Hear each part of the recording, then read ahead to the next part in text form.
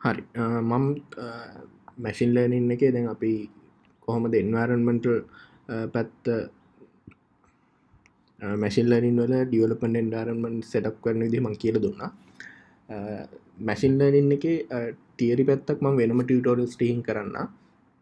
මේ සීරීස් එක මම කරන්නේ මැෂින් ලර්නින් එකේ ප්‍රැක්ටිකල් අප්‍රෝච් එක තමයි. හරි මුලින්ම ඔයාලා දන්නවා දැන් මැෂින් ලර්නින් කියන්නේ මම දතා අදහසක් දෙන්නම්. මම ඒ ගොඩක් විස්තර සහිත අදහස් ටිකක් දෙන්නම් ප්‍රැක්ටිකල් මේ තියරි වලදී.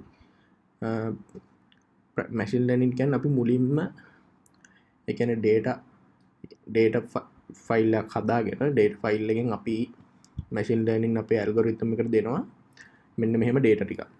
දැන් මෙතන තියෙන ඩේටා ටිකෙන් අපි කියනවා මෙන්න මේ වගේ ඩේටා ටිකක් තිබ්බොත් අවුට්පුට් එක මේක. දැන් මෙතන තියෙනවා සිටි එක, ඒජ් එක, ඉන්කම් එක, ඒ වගේම කාර් එකක් පර්චේස් කරලා තියෙනවද නැද්ද කියලා.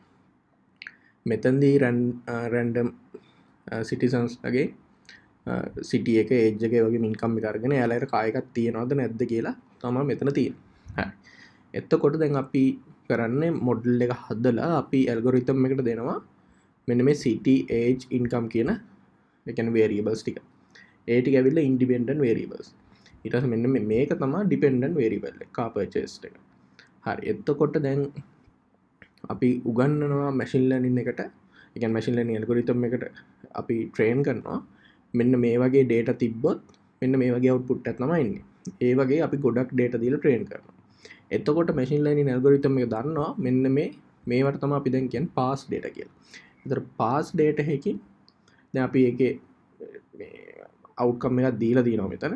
ඒ වගේම ඒතර එයා දැනගන්නවා කොහොමද අලුත් සිටුේෂන් එකකට අපේ දැන් ඇල්ගොරිතම් එක ඇප්ලයි කරන්නේ. අලුත් සිටුේෂන් එකක් අහම එයා මේ කලින් ඉගෙනගත්ත ඩේටා භාවිතා කරලා ප්‍රෙඩික්ෂන්ස් දෙනවා.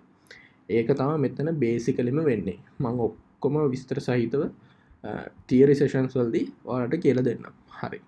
දැන් ඔයාලට පුළුවන් මම මේ ඩේටා ෆයිල් එක හදාගන්න ඉතින් කියන්න. ඊට කලින් දැන් අපි ස්පයිඩ් එකෙන් තමයි පටන් ගත්තේ. මෙතන මම දැන් ඔයාලට කියලා දෙන්නම් කොහොමද අලුතෙන් අපි Python ෆයිල් එකක් හදලා අපිට අවශ්‍ය ඩේටා ටික අපිට අවශ්‍ය ලයිබ්‍රරිස් ටික ඉම්පෝර්ට් කරගන්න කියන එක. හරි. මුලින්ම පුළුවන් ඔයාලට මෙතන ෆයිල් එකක් හදාගන්න. ඔයාලා කැමති ෆෝල්ඩර් එකකට ගිහිල්ලා ඉන්න.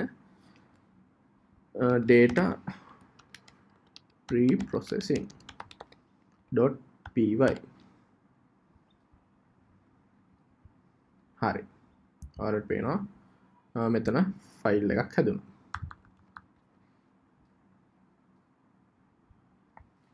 හරි. ඊට පස්සේ ඔයාලට පුළුවන් මෙතනින් අපි දැන් මුලින්ම ලයිබ්‍රරිස් ටික ඉම්පෝර්ට් කරගන්න ඕනේ. මුලින්ම දැන් අපිට මේකෙන් ඉස්සරහට යද්දී mathematical tools අවශ්‍ය වෙනවා.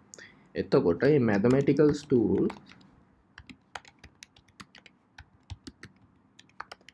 අපිට ගන්න පුළුවන් numpy කියන ලයිබ්‍රරි එකෙන්. දැන් ඔයාලගේ මේ ලයිබ්‍රරි එක සමහරක් විට නැති වෙන්න පුළුවන්. එහෙම වුණොත් ඔයාලට පුළුවන් මෙහෙම pip install numpy කියලා ගහන්න.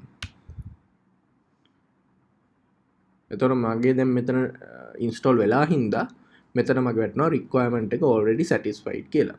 ඒ වගේ මෙතන pip හරි ඔයාලට pip 3 හරි මේ බලන්න ඔයාගේ මේක command එක වැඩ කරේ නැත්නම් pip 3 එක try කරන්න. Python version එක අනුව පොඩ්ඩක් වෙනස් වෙනවා.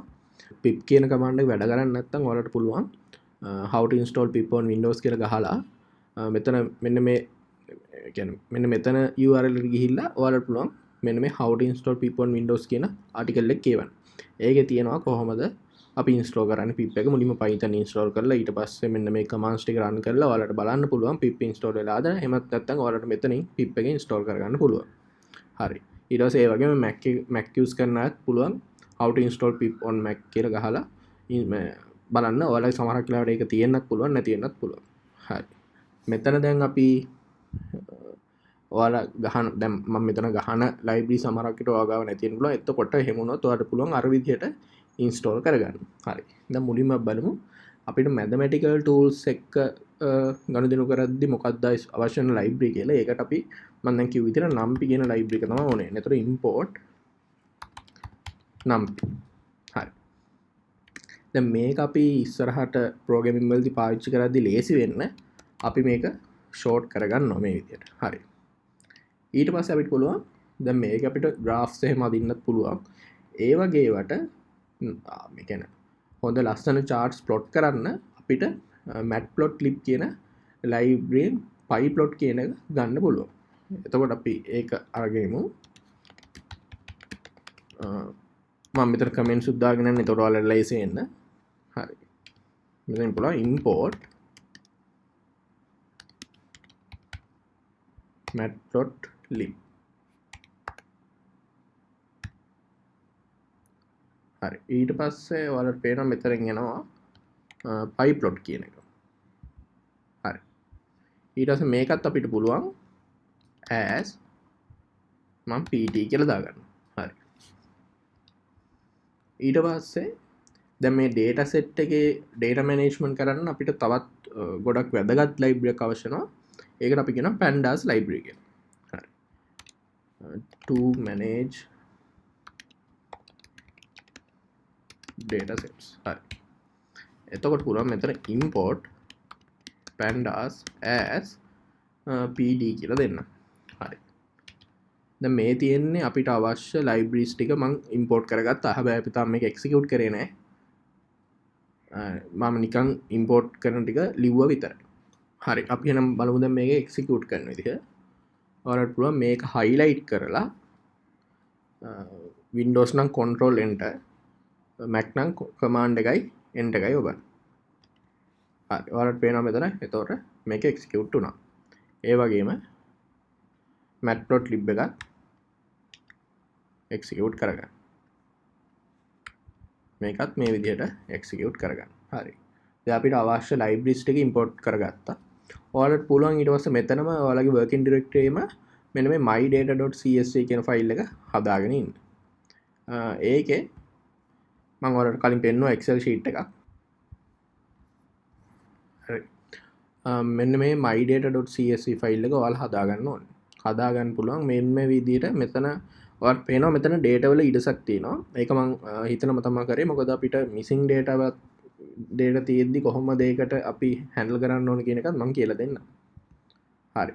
එතකොට libraries ටිකත් හරි ඔයාලට පුළුවන් මෙන්න මේ විදිහට .csv extension එකෙන් තමයි Excel එකෙන් හදලා ඒක save කරන්න ඕන. හරි. එහෙනම් දැනට වැඩ ටික හරි ඊළඟ වීඩියෝ එකෙන් ආයෙත් හම්බ වෙමු.